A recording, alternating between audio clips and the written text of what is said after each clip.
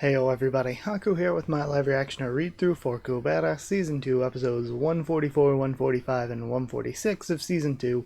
The next three parts of Your Justice and Mine, and I'm going to be completely real. You all know I like to be completely honest with you and everything. I had to go refresh myself a little bit before this. I feel like even slowing things down to 3 chapters at a time, I just feel like I am doing so much webtoon stuff, and really it's just Kubera and Omniscient Reader, but I feel like I'm doing so much, like nearly an hour of each every week, that it can get tough sometimes to remember all of the small details that I feel like I should remember. So, I'm still going to keep going at this pace for right now, but yeah, I feel sometimes when I sit down to record, like I'm like, oh wow, I need to re-prepare because I don't know. Sometimes I've mentioned it before where it's like some of the things that are months ago, I feel like I sometimes remember more well than some of the recent stuff. But it's just one of those things where I feel like I do so much sometimes, or maybe the content itself is so dense that it can be hard to remember all the details. That was something that I ran into when I was doing pretty much like a volume of Chainsaw Man at the time. I'm reading so many chapters that I'm just kind of going through them and I'm not remembering them as well as I feel like I should be all the time. But either way, it is only 3 chapters, so either way, let's start with 144 and see what we have for this week's. And of course, after I read each, we'll go and do the afterword too. I really feel like, sometimes the afterword or the blog post, whatever you want to call it, sometimes it doesn't really have anything that important, but I feel like it's worth it for the times that it does, and even when it's not important like some people would say, I do think it's still really nice to just see some of Kurigam's thoughts and get just a little bit more Kubera, just get a little bit extra. So either way, let's start actually reading. Sorry about the long intro. I guess though, as far as Haku intros go, 2.5 minutes is not actually very long. But we're starting off with this shot here of the city. Well, that's not really that specific. I'm assuming from the way that it's built, this is Calibloom. Sorry, my voice just woke up. I'm assuming it's not Calibloom. Rintalo right below Arrow Plateau. Doesn't it look like someone fell on top of that tree and then ran away? Okay, no, maybe it's actually Arrow Plateau itself. Phew. First making figurines and bromide, now sneaking into the temple. It's exhausting. Why would someone want to stalk a priestess even at a time like this? Anyway, okay, it was Yuta falling, of course, from where last chapter was. Anyway, we're all ready, so let's go, Lise. We have to go and greet everyone. Plus, we need to decide on what you're going to do and where you'll be. Okay, one sec. Should write something down. Maybe it's a message for Yuta, knowing that Yuta's going to be following. How'd she get so pretty? Should I take a peek now that they've gone out? He looks in the room. So this is it. Putting this on your face makes you prettier. Does this mean that Lise has this kind of stuff on her face right now? And he smells it. It doesn't smell very good. And licks it. The new product, Tattoo Tint Peppermint from Sabitri, contains 20 types of herbal extracts. I don't care if she's not pretty. I would prefer that she doesn't use this. No, maybe it's better to put this kind of stuff on for Lisa's safety. All of this stuff, again, I thought that people really, really loved Yuta, so I always was kind of nervous to say bad things about him, because I thought he was just one of the, fan favorite, beloved characters, but then I'm like, you know what? Since he developed, I don't actually like Yuta very much as a character, and everybody was like, kind of same. It's like, okay, never mind, apparently people kind of agree. Yuta, between last chapter and this chapter so far, I'm just kind of like, what a jerk. This guy's a jerk. What's this doodle? And we have this little drawing left behind. And we have the shot of the welcome cake with it has the same little Yuta on it, I'm assuming, with the teeny wings. And then he holds it to his face. Lise, do you like having makeup on? You look happy since then. Yeah. Your Justice and Mine, Part 10. Rana, have you seen Lise? Oh, I just had the worst intrusive thought. I was like, people are going to hate me if I say that because we have some real Asha haters in the comments. I was going to say Lise is better off with Asha than with Yuta, which is a wild statement. Rana, have you seen Lise? Priestess Mirha took her out before. She said they had something to prepare before introducing her to people. First Saha and now her. I wish everyone would take it easy with her. All I see is them trying hard to force a naive girl into battle. Lisa's the kind of person who doesn't take proper care of herself, so in a situation like this, she could end up dying after getting used. Ron? Yeah? We haven't seen each other in months, and that's all you have to talk about? I mean, that's like important to what's going on here. And people last week even were like, yeah, but he should spend more time with Rana and everything. Okay, he can have a good relationship with Rana while still caring about Lise when, like, Lise is kind of in a very serious situation right now, and him being friends with Lise and spending time with Lise and caring about Lise doesn't have to be a romantic thing. I don't think anything, for me personally, I mean, maybe I'm wrong and it ends up being a romantic interest in the future. I don't read pretty much anything romantic into Ron and Lisa's relationship. If anything, I could see Lise developing a crush on Ron, but Ron doesn't seem to feel that way towards Lise whatsoever. He really does feel almost more like a father. It feels like, if anything, he is more of a father figure for Lise. And then we have more of the reactions before. Will you be okay? You haven't looked good since the conference, so I'm not sure about handling the Sky Tower. Still, this is the most powerful turret on Aero Plateau, and operating the tower is what I do best. That's true, even when you're not feeling well. There's no one who can handle the turret better than you. But about moving Aero Plateau, it looks like there are a lot of complaints about it behind the scenes. Have you thought about telling people that this is what Agni told you to do? Then they wouldn't be complaining. No. It would be better to show humans deciding and acting among themselves, rather than being controlled by a god. That's the kind of world that Shurya wanted, after all. And Agni didn't necessarily want his words to be exaggerated either. That's such a relief, that someone like you is the leader of Willarv at a time like this. It's all thanks to you that the planet's managed to remain this stable since the Great Upheaval. In a world where gods have disappeared, chaos would break out if there isn't at least one powerful person. It's so fortunate that someone as righteous as you happens to be that one person. Righteous. Now I know very well who helped Asha, and yet I can't interrogate them because of personal feelings. If you mean Lorraine, I agree that it's unfortunate. It's not surprising. She was Asha's longtime teacher, and she was always on Asha's side. When she got a name search request, she would have complied with it, without really suspecting Asha's motives. Okay, this is... I was assuming that the person who helped Asha would be Lorraine, just because that makes the most sense because of their relationship. But the fact that it's being said in this way, that it's being brought up in this way is something Saha already knows, but he just doesn't want to bring up to her.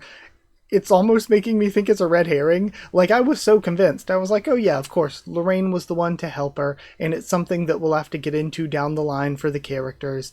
But the way that it's brought up almost makes me think, is it a situation where, like, all of the other higher-ups are just assuming the same as I was, oh yeah, it's Lorraine, and because all of the characters are assuming it's Lorraine, we're going to get hit with the shocking reveal that it wasn't actually. She would only have found out later that her search results were used for murder. And then she probably wanted to deny it at first. That's why she tried to defend Asha. I don't remember if I read the last sentence up here out loud, but I did read it even if I didn't read it out loud. But I'm sure that she regrets it now that everything's become clear. She isn't the kind of person to act as an accomplice in murder. Yeah, you're probably right. Lorraine would have never cooperated if she had known, right? She probably regrets it now and is reflecting on her actions. And we have somebody sneaking around in Asha cosplay, if it's not Asha herself. Hoti Brahma, Bhavati Brahma. Oh, is it Lutz? I mean, who else uses Brahma this much? They make a card, or maybe it's a new character. One of the characters that is in with the brown-haired girl that we don't know that much about. Okay, never mind, Brahma. It's still Lorraine. Lorraine is one of the higher-ups of one of the creation brands. I came to save you, Asha. Let's get out of here quickly. She smiles. We could die while trying to escape, though. You know what kind of casting range Saha has. I prepared for that. Here. That's... cost me 100,000 gold coins, just for the materials to make it. It's my life's masterpiece. It's a cape made from Yaksha fur. A super elite Gnostica with the attributes of light. I'm sure you know what kind of effects this fur would have. This would be able to block Saha's light spells. So I guess light elemental is good at blocking light elemental? That's right. It may not stop spells within his direct line of vision, but at least he won't be able to attack you from a distance with spells fused with Hoti Shudya. If you wear this item, as long as he himself cannot find you with his own eyes, it'll prevent him from finding you with his magic. Thank you, Lorraine. I didn't think you would do such a thing for me with you being engaged to Saha. That's because I don't believe that I made the right choice. Or that's because I don't believe that I made the right... or the wrong choice. Okay. I was like, what? Asha, you're not evil. There must be something that you just can't tell people about. You just assumed this role for a good purpose, right? Yes, Lorraine. You've definitely made the right choice. To be continued. And the lighting is making you think otherwise. But either way, that was a very, very, very good chapter. But yeah, let's go read the afterword before we continue. I feel like I discussed a lot as I was reading. Let's go check the afterword. The afterword says, the Yuta slice on the welcome cake is something you might have overlooked if you hadn't paid attention.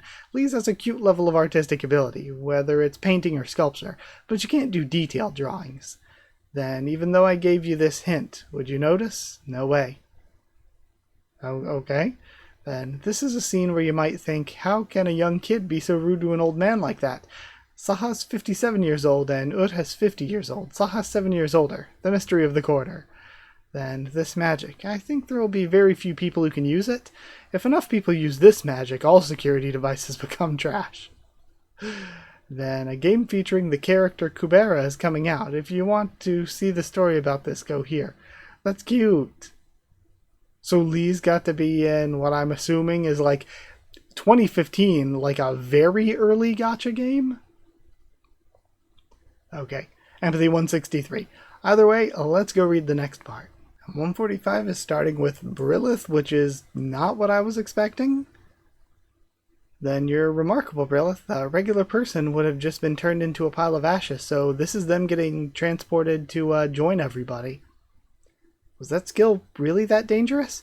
No, it's probably not dangerous to you. It just feels like a slightly warm fire to people with absolute faith in me. I see. Absolute faith... She stops for a moment. Absolute... No, but I don't think I'm... Probably not. No, believing in gods is a basic requirement, since I'm a priestess. I'm just faithfully doing my duty as a priestess. Then he starts laughing. Do you find this funny? Sorry. Anyway, now that we've arrived at our destination, let's move to somewhere safe now. I have a place in mind. Now we have your justice in mind, part 11. I came to attend the meeting, and now what's this? Forcing us to move to Rintalo. But honestly, we were kind of hiding even though we could help, them, so we can't really say anything about this. Still, shouldn't we be fine since we have a 4-layer barrier plus Cossack? This place could even be safer than other cities. The priests told us to gather here, and now I don't see a single one of them. How much longer are we supposed to wait? Something to tell you. You mean that you want me to tell you about everything that's happened so far after I broke through the waterways? That's right. What on earth has been happening? What's the story with that Lee's girl, and why are you looking after her so much? Couldn't you have told me about all of these before I had to ask you? Well, I just assumed that's the kind of thing that would happen off screen. Well, the situation didn't really allow me enough time to give you a long-winded explanation. Plus, as soon as I met you, there was the Grand Magician's conference. You left in the middle of the conference, to be precise, without a single word of explanation. You just left saying that you have to find Lee's. Also, there have been like multiple days and nights since then, so it kind of feels like they would have had time at just any random interval to talk about it. I told you about that later. Since Lee's had already seen her maximum lifespan while under the Hoteyama spell, I thought she'd be shocked if she found out what that meant. But you took Lee's with you when you went to see Asha, who was really under Hoteyama. That's because Saha told Lee's all about the effects of the spell before I found her. Plus, he told me to take Lee's and attend the execution together. You didn't even ask me to go with you. Well, you've always liked Asha. I didn't think you would really want to see Asha's execution.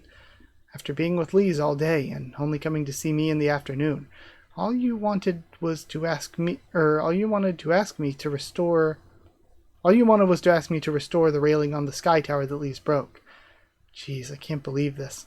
Rana, you're kind of strange today. Why are you seeing everything in such a skewed perspective? True, this seems like so out of line and out of character. Skewed. Me. That's right, skewed. You just happen to be the person who best performs restoration magic, and that's why I asked you. After the restoration, I even treated you to a fancy dinner. That's right. And after dinner, you bought some shoes for Lee's. Again, though, did they just eat silently? I just bought them because I was out buying clothes anyway, and what's wrong with buying her shoes? Having a lover's quarrel at a time like this? I have no sense of vigilance. A lover's quarrel? No, they're just friends. There's no way friends would fight over stuff like that. What's wrong about that? Then what about you? Wouldn't you care if I bought shoes for another man?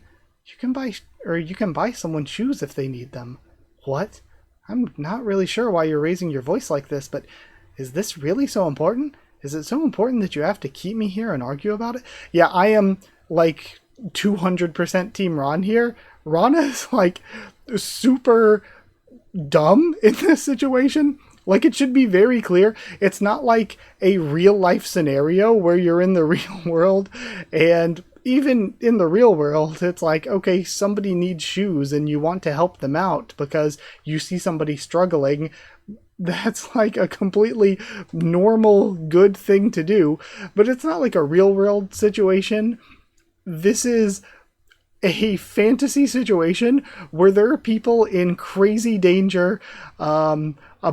Basically, nobody has parents at any given time. And all of this other crazy stuff going on. He's been on basically a fantasy quest. Like, I don't know, she seems incredibly out of line, and it seems so out of character when she's been around for a while now, since everybody was at Air Plateau and everything, and it's like, did they not talk whatsoever at dinner? Any of the times we've seen them sitting around, just doing nothing, again, multiple days have passed, there's been no time when they've talked. This just seems super out of line and I don't know if I can say out of character, apparently this is the character. But, yeah, it just doesn't make a ton of sense to me, given the timeline, unless they just did not exist while not on screen. Ron, are you really that stupid? You have no idea why I'm saying this. No, I get it. You're irritated that I've been asking you for favors concerning Lee since you first got here. I won't do that anymore. I can just ask someone else. If I had known you were so irritated by this, I would... Hey, Ron Syrophy, you stupid moron. For someone who's so quick to pick up on things, you miss the most important thing when it's right in front of you. Is this really how you should be acting when we could end up dying in a war soon? Fine, just go ahead not knowing until you die, you fool. Okay? And instead, like, if you have feelings for him, instead of telling him how you feel, you're yelling at him about a girl where there's I feel pretty clearly no romantic interest going on from anything that he said here in front of Rana. This just makes her seem jealous and awful. This makes her seem like such a bad character. Then she leaves. She storms off. Again, instead of communicating your feelings, you lie to him and say, read my mind, figure out my feelings. And especially in a situation, if it is a situation where she has romantic feelings for him, she's been telling him for years and years and years that she doesn't, even though he has feelings for her. And on top of that, again, nothing he said hints at anything romantic toward Lise, so she's just being jealous and angry for no reason in a situation where he should be the one telling her, we're in a situation where we could end up dying, this is a dangerous situation, and she's getting into an argument about this. Ron is 300% in the right. Aline, why on earth did I struggle so much to ensure that a guy like that would graduate? It's an item that stops aging. It doesn't affect your lifespan at all, but at least it will allow you to not look older than Ron. Why don't you use this yourself? I used it when I was younger, but I can't let my husband grow old all alone. Xuan and I are both pureblood humans, and we both age at the same speed. Having an item like this wouldn't do me any good. A kid like you needs it. Aline. But I won't just give it to you. Come here after you make Ron graduate, and you're officially engaged. Then I'll give you this. You were wrong, Aline. What engagement? This is all my fault. No matter how badly I wanted for Ron to graduate, I shouldn't have advised him to break in the waterways. Or I should have made time to go with him. Why didn't I pay close attention to that Lise girl? And why'd I think that it'd be fine as long as he wasn't with Asha?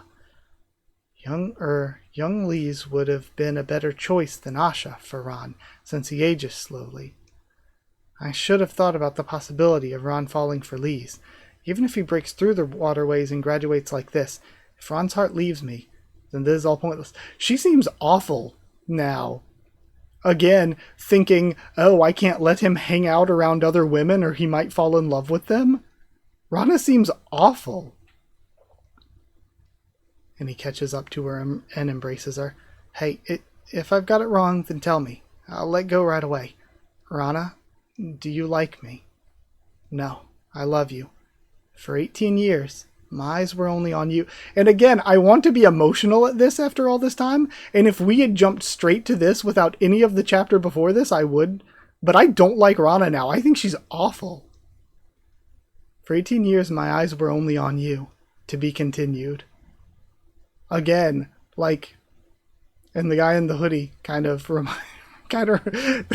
guy in the full-on kigurumi or whatever it's called reminds me of Chess for some reason. But yeah, I don't know. This would have been pretty emotional if Rana wasn't just awful for this entire chapter. So yeah, people are probably going to dislike this when I'm negative about anything anybody loves. I obviously love Kubera and have had nothing but good things to say, nothing but saying it's like the best webtoon ever since I started reading it. I've been saying it's incredible. This is the least good chapter so far. Rana was awful here.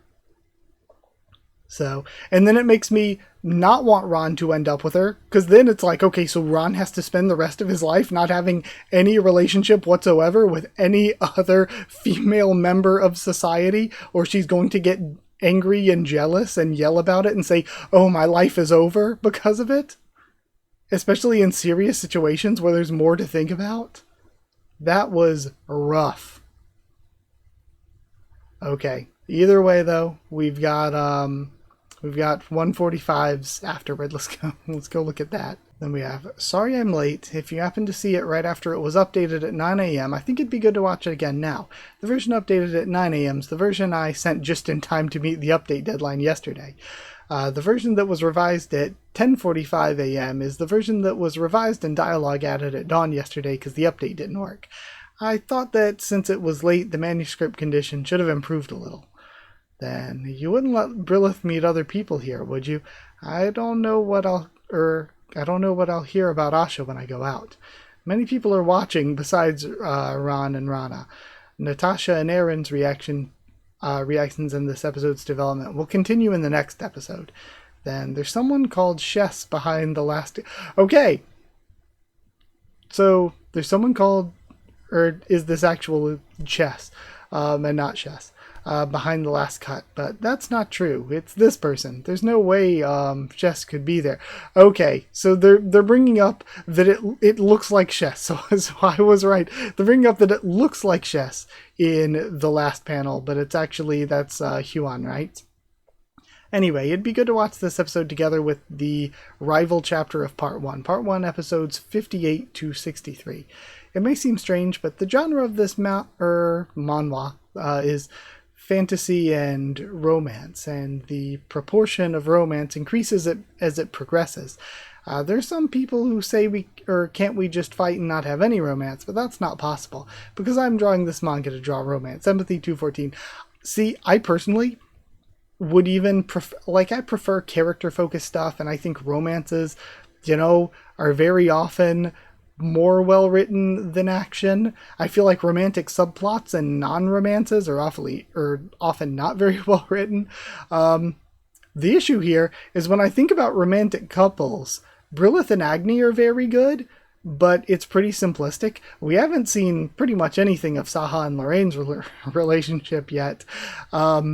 But some of our main romances, Ron and Rana, before this chapter, I would have said I found it very cute, but not that developed. After this chapter, I don't want it to happen, because Rana seems like awful for Ron. So Rana seems awful. Maybe Ron and Lee should end up together, because Rana seems awful for Ron. Just super toxic, controlling, jealous when she shouldn't be, and Yuta is very, very, very awful for Lee's. So it's like, Yuta's awful for Lee's, Rana's awful for Ron. Maybe Ron and Lee should end up together at this point.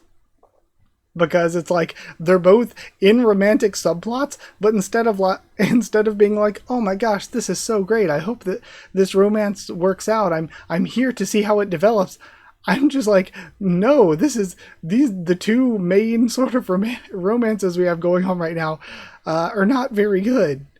But either way, let's do 146 before stopping this time. 146 starts with a flashback 3 years earlier at Misty Shore University.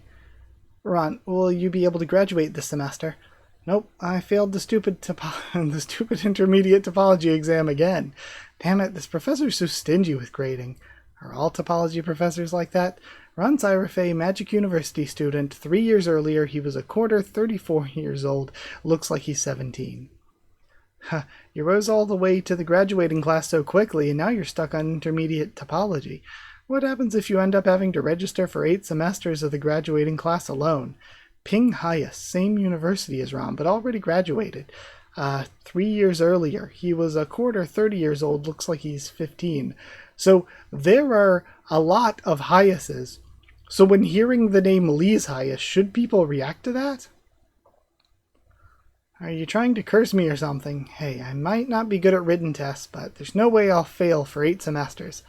Ron, it's vacation now, so we're starting at light time tomorrow. You're dead meat if you skip it.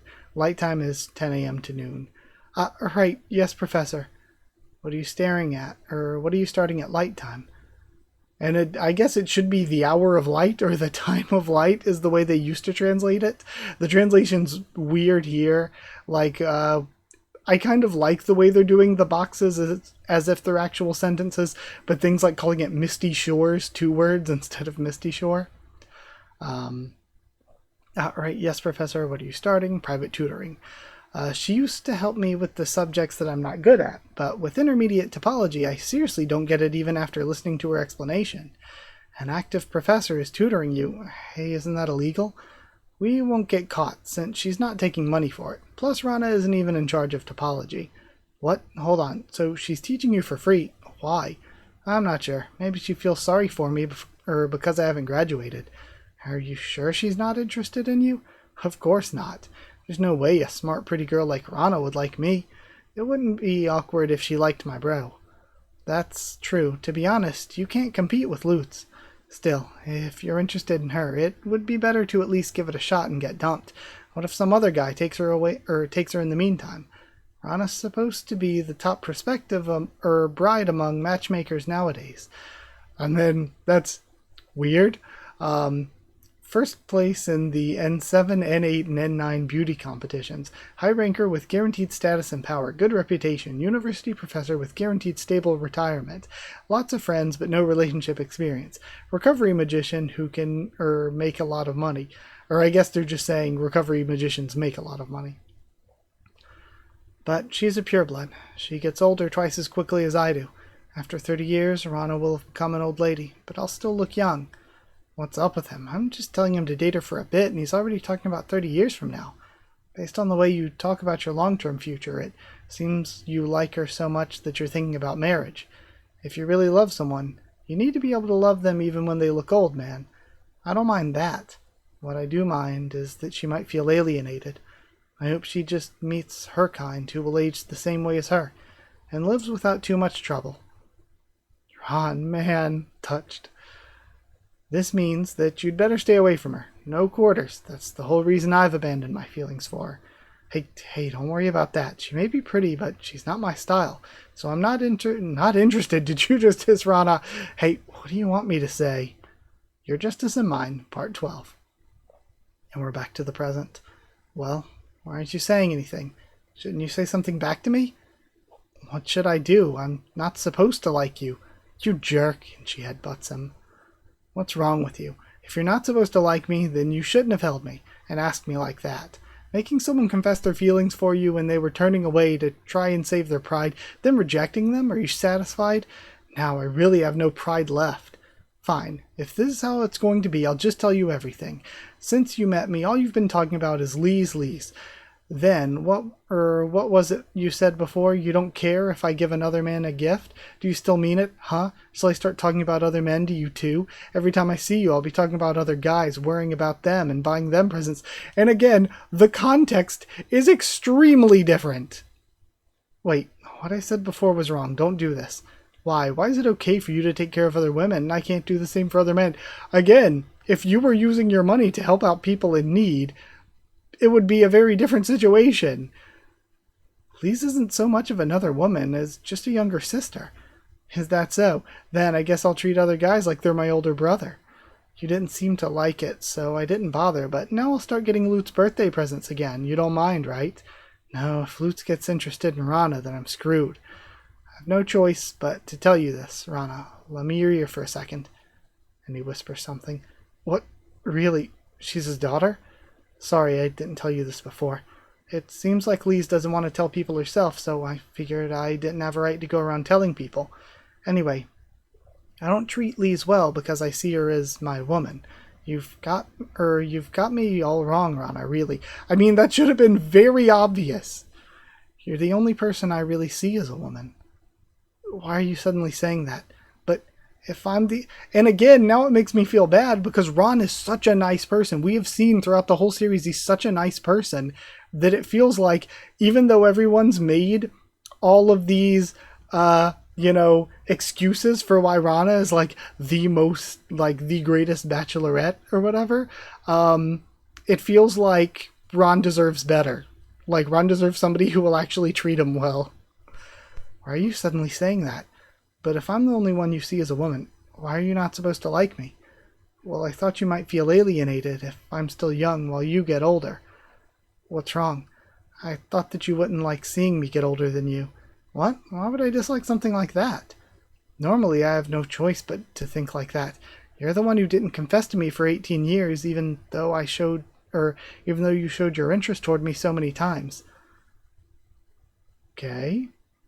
Hey, isn't that Ron and Rana? That's why I decided to get an anti-aging item from Elaine. Remember I told you as soon as I got here. Wait, wasn't that just nonsense that you said because of the jet lag? No, it's not. It's real. She told me that she would give it to me after you graduate and we get engaged. She also wanted this to be a secret until your graduation. Ron, you know I've turned down countless offers for blind dates and arranged dates, right? Why do you think I would do that? Well, I've already lost all my silly pride before anyway, so I'll say this too. Ron, when this fight is over, will you marry me? And there's a long silence. Hey, come on, you should have answered by now. I've been waiting 18 years for you to propose, and I had to be the one to do it. Also, lots of typos this chapter. Don't you think this is way too much? Sorry, I'm just having trouble processing this right now. So now that your only reason for worrying and holding back has disappeared. Hold back? Well, anyway, Ron, now all that's left for you is to answer, okay? Jeez, poor Rana. Now that she's gotten rid of her pride, all she has now is anxiety. Clinging to him like that won't help. She doesn't mind all these people around her. Hey, Ron, give her an answer. Are you sure he hasn't fainted because he's so happy? Everyone at school knows that you like Rana. I can't stand this. They're so out of touch with reality. They'd probably be playing husband and wife even if we run out of transcendental energy and the whole place is raised. Come on, go easy on them. They're young. And then it's like, so you hate love and you're a racist? Plus, right now, we have a 4-layer barrier and a perfect turret and Cossack. And almost all okay, you're setting us up. Do not put that many flags on us. Hold on now. And almost all of the best magicians on the planet are gathered here. We can't prepare for an attack any better than now. Creating more anxiety and fear here will only make people lose their energy. Still, I just don't have a good feeling about this. This doesn't seem like a time to be acting so relaxed and casual. Hoti Marut. Oh? Did Asha cut her hair? And change clothes? To be continued. Okay, well, the end of another chapter. Much better than last chapter. Much better. We got into the characters in a much better way. I still do not like Ron and Rana's relationship anymore. I am still like, he should probably just say, wow, no. This isn't where the story is going at all. The story isn't bringing up at all how selfish and jealous and kind of bad she's being. So the story's probably just going to completely ignore that as if she's not being awful. But he should probably stick to his guns of, yeah, sorry, because of, what happened with my parents and everything. I would rather just not. I mean, that's a kind of sad way to be, but it's kind of where I'm feeling at this point. But either way, let's go read the afterword, and then I guess that'll be it for this week. And this could be my first controversial Kubera video. Then again, maybe not, because I thought it'd be controversial with me saying that I don't like Yuta very much ever since he developed. Then Hoteyama's a magic that ages you to just 12 hours before death. In other words, it only shows the hair length that'd be achieved if left uncut until the person dies from the current state. If you could have... So, shouldn't Lisa's hair have been even crazy longer in that situation? And then it just goes to show how long Asha has left, that her hair would only grow that much until she died. If you could avoid death just by getting a haircut or changing your appearance, that would be too fraudulent. Then, if you intentionally create a scar that wasn't there in the form of Hoteyama, will your lifespan become infinite? No, it can't be like that, right? Changing your appearance from what you see in Hoteyama will not help you extend your life at all. I thought this was normal, but seeing the reactions for other people, it seems like it wasn't the case. Yeah, I mean, I would have assumed that it wouldn't work like that. I think I'll explain it again by setting aside a separate section in the work. I don't know how many times I've explained Hoteyama. But there's still people who don't understand, so let me explain it a little more simply. If you perform Hoteyama again on Asha, who's cut her hair short now, Asha's hair will be shorter than the last time she performed Hoteyama. Does this make sense? And then Hoteyama's not a future prediction magic, it's an aging magic, ladies and gentlemen. Aging magic. And then Ping-Hyas was originally scheduled to appear in Calibloom. In the process of adjusting the second episode, second season maybe, the portion of Calibloom was removed and changed to appear in Arrow Plateau. And then this is the expression on my face when I received a proposal from my ideal type who I had a crush for 18 years. It's so shocking that I might be in a state of I have no thoughts because I have no thoughts. Or maybe all the things I wanted to do with Rana but couldn't suddenly came pouring into my head and I couldn't handle it. Like, yeah, he could have been together with her for the past 18 years up until now. In episode 130 of part 2, Natasha's past where she lost her husband and child was briefly revealed. To this day, I haven't even dated, let alone remarried. Then Empathy 213. Okay, either way, that is it for this week. Again, might be my first controversial Kubera video because I don't like Rana, but it is what it is. It's crazy how in just 2 chapters, I mean, that's the big twist, bigger than any twist we've gotten with Asha. Any of the twists we've gotten with Asha have not drastically changed my opinion on her character that much. Like, obviously it gives me more insight into the horrible things she's done, but it hasn't drastically changed my overall impression of the character. Not that it hasn't changed it at all, but this is just showing how 2 chapters alone, and I mean, you know, this chapter wasn't really bad or anything. It wasn't like nearly as off, like, the chapter was fine. Rana was awful. And she wasn't nearly as bad in this chapter. But it just shows how last chapter, 1 chapter, can completely change thoughts on a character. Went from a character who we really hadn't had that much development for, but I liked her and her and Ron's relationship and the conflict there because of the things that he had gone through in his past and the things that his mom had told him and just how things had worked out for his family. But then that completely changes in 1 chapter to being like, wow, she is actually awful. And they have had so long to talk about this. And I feel like her way of going about talking about it was, again, just really awful. And again, it's one of those things where it's not just this chapter, but moving forward, if Ron ends up with her, it's like, okay, so he has to be in kind of this toxic, controlling relationship for the rest of his life unless Rana grows and changes as a character. But we're not even addressing it as if she's done anything wrong here, which makes me think she's not going to be changing and growing as a character. But either way, that is it for this time around. Thank you for watching. If you did like the video, comment down there to tell me what you thought of this set of chapters, my thoughts and reaction. Subscribe for more. Kubera, much more on the channel. Follow on Twitter if you want. If you want a link to the Discord server, it's free and open for anyone. If you'd like to help support the channel by sharing around or by dropping a super thanks, it's very much appreciated. If you want to help support the channel by becoming a patron or channel member, getting your name here at the end of videos, and hopefully getting One Piece videos a bit earlier than usual, then you can join down below to become a member. Go to patreon.com/HakuOfTheTubes, or a link will be in the description to become a patron. Thank you so much to people who are already patrons and channel members. Thank you to chosen regulars Evan Hawley and Bertie Wooster, Magical Girls, FR Nono, JA and the D-Band, Sheridan Students, David Langstaff and Folded Ghoul, Slayer Candidates, SG and Stan Cedar, and Pure Elements, Pate Ariel, and Elsa the Storyteller. Thank you so much for your support. Thank you for watching, and I'll see you all next time.